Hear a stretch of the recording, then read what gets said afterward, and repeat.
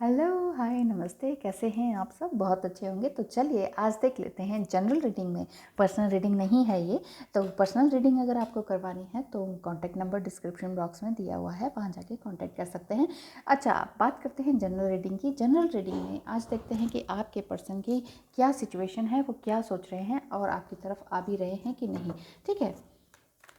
सिनेक्सिस of archangels, please बताएं कि आपके पर्सन जिनके लिए आप बहुत दिनों से तड़प रहे हैं, परेशान हैं और उन्होंने या तो चले गए हैं छोड़कर, या कुछ ऐसा सीरियस प्रोग्राम बन चुका है जिसमें कि डिवोर्स वगैरह आ जाता है या ब्लैक मैजिक आ जाता है, कुछ इस तरह की इविल और डेविल एनर्जी आपके आसपास है, तो आपको एग्जैक्टली क्या करना चाहिए। एंजल्स प्लीज़ बताएं आपके पर्सन की इस टाइम क्या एनर्जी है, क्योंकि आप उनसे बात नहीं कर पा रहे हैं, कोई वो रिप्लाई नहीं कर रहे हैं, तो उनकी इस टाइम आपके लिए क्या एनर्जी है। वाह, व्हील ऑफ फॉर्चून। आप तो दोनों एक दूसरे के लिए ही बने हैं, ऐसा मुझे दिखाई दे रहा है। बहुत ही खूबसूरत कार्ड। व्हील ऑफ फॉर्चून में एक्चुअली आप दोनों ने एक दूसरे के साथ बहुत कुछ बिताया है, समय अपना इस तरह से बिताया है कि सोचते रह गए आपके, हाँ ये कब सुबह हुई और कब शाम हो गई। इतना सारा अच्छा समय भी आपने बिताया है, उसके बावजूद आप परेशान हैं। और आपके पर्सन, चिंता ना करें, बिल्कुल आ रहे हैं आपके पास पूरी तरह से। और देख लिया है उन्होंने, सोच लिया है उन्होंने कि अब आपके ही साथ रहेंगे, पूरी तरह से सरेंडर टू गॉड हैं। अभी उनको रास्ता काफ़ी लंबा दिखाई दे रहा था, लेकिन फिर भी उन्होंने अपने इस दुख को ओवरकम किया है, इस दुख से ओवरकम हुए हैं एक और। देखिए, 5 ऑफ वांड्स, अभी तक आपके अंदर, आप दोनों में जो भी कॉन्फ्लिक्ट्स थे वो काफ़ी दूर हुए हैं। आपके पर्सन की एनर्जी अभी प्रोग्रेसिव में दिखाई दे रही है, असेंडिंग एनर्जी दिखाई दे रही है मुझे, असेंशन हो रहा है उनकी एनर्जी का।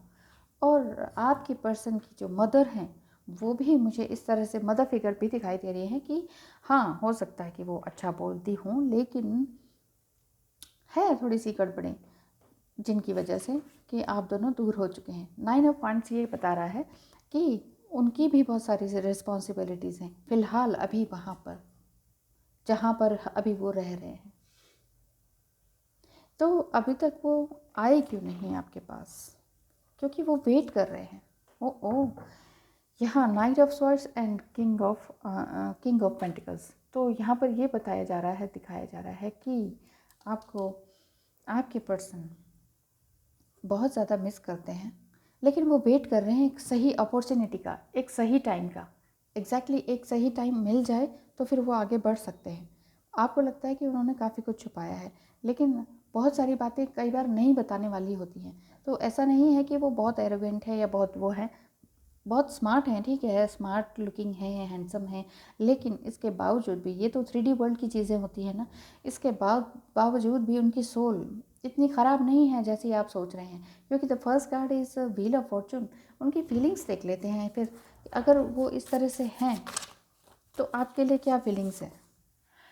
मुझे गम है, ज़िंदगी में मैंने कुछ नहीं पाया, ये गम दिल से निकल जाए अगर तुम मिलने आ जाओ। देखिए, उनके फीलिंग्स तो यही है इस तरह की कि अगर तुम मिलने आ जाओ, मैं अपने आप को ध्यान कर रहा हूँ, प्यार कर रहा हूँ, केयर कर रहा हूँ, मैं एक पावरफुल इंसान हूँ और मैं अब नहीं रुकने वाला। आई एम अनस्टॉपेबल, ये उनके अंदर की फीलिंग्स है। कह रहे हैं ना वो कि मैं अभी सब कुछ नहीं बता सकता, मैं अभी बिल्कुल भी सब कुछ नहीं बता सकता, मेरी ही गलती ज़्यादा थी इसलिए तुमने ब्लॉक किया, हो सके तो माफ़ करना। शायद आपने ब्लॉक किया हो। ये जनरल रीडिंग है, हो सकता है आपको रेजोनेट कर भी सकती है, नहीं भी कर सकती। तो या तो आपने ब्लॉक किया है या उन्होंने। तुमसे मिलकर सब बातें कहनी है पर अभी बहुत मजबूर हूँ। देखिए, उसी तरह के कार्ड्स आ रहे हैं जैसे अभी मैंने बोला कि वो अभी मजबूर हैं, वो एक सही अपॉर्चुनिटी का वेट कर रहे हैं कि कहीं से एक प्रॉपर अपॉर्चुनिटी मिले तो मैं तुम्हें सब कुछ बता दूँ, कुछ इस तरह का उनके मन में है। ये क्या है? When I see you my heart tick tick tish, my stomach this this this and my mind this this this.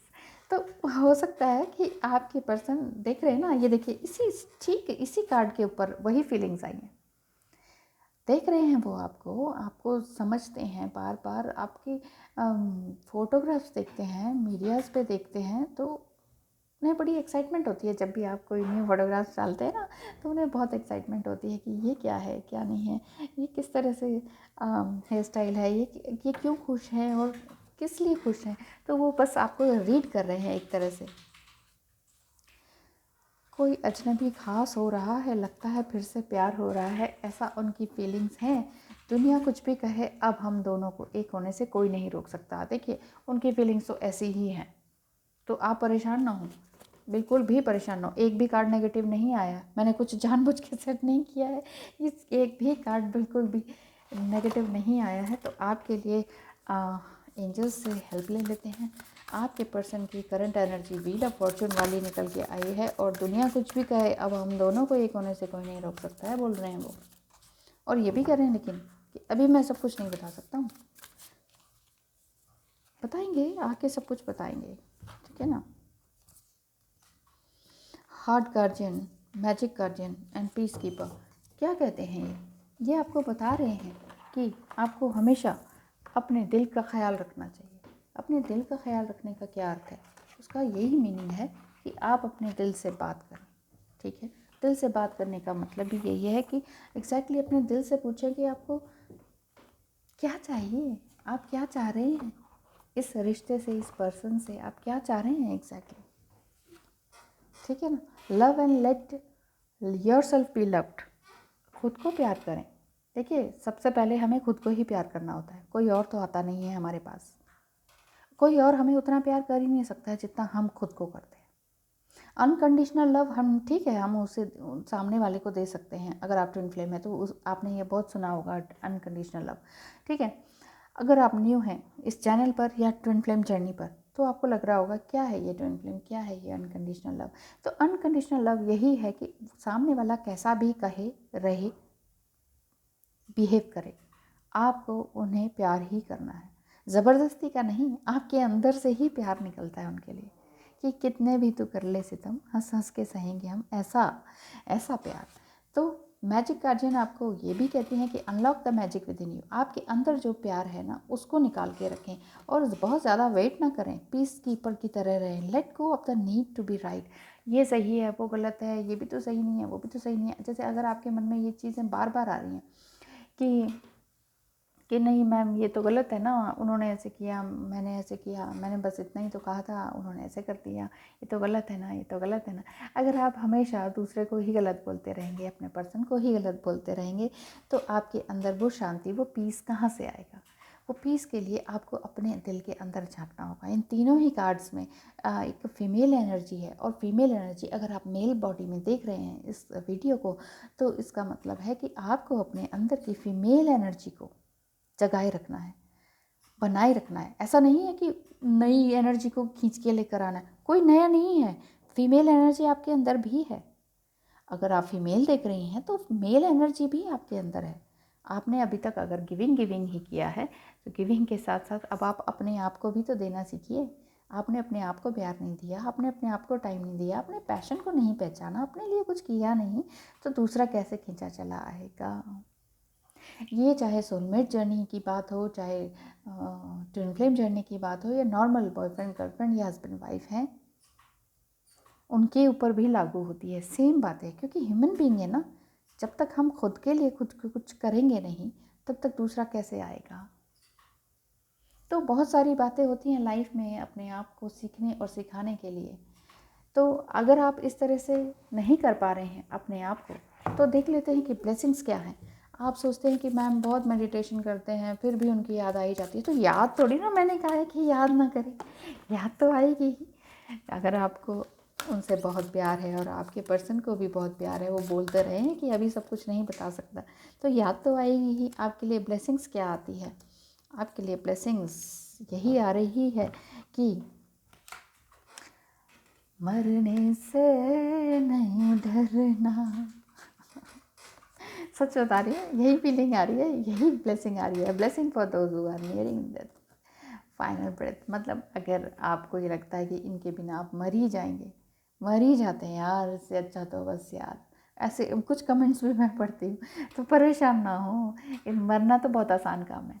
जो काम बहुत आसान है वो करने के लिए आप क्यों पैदा हुए हैं?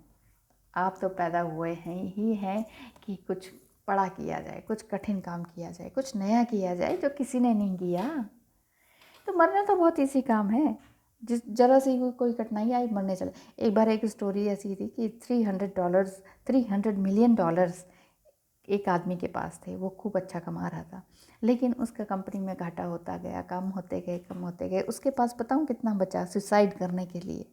$30 मिलियन। जब वो $30 मिलियन बच गए ना, उसने कहा अब मेरा जीना बेकार है, मुझे सुसाइड कर लेना चाहिए। तो किसी ने कहा $30 मिलियन किसी को देके देखो तो पता चलेगा। $30 भी समटाइम किसी के पास नहीं होते हैं, और तुम $30 मिलियन होने के बावजूद आप मरने के लिए जा रहे हैं।